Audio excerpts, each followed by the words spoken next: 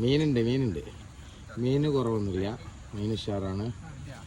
അത്യാവശ്യമൊക്കെ കിട്ടിയിട്ടുണ്ട്.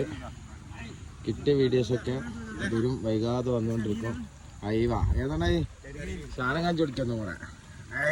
കരിമീന് ഒന്നും പറയല്ല, ഒന്നും വെക്കാനില്ല.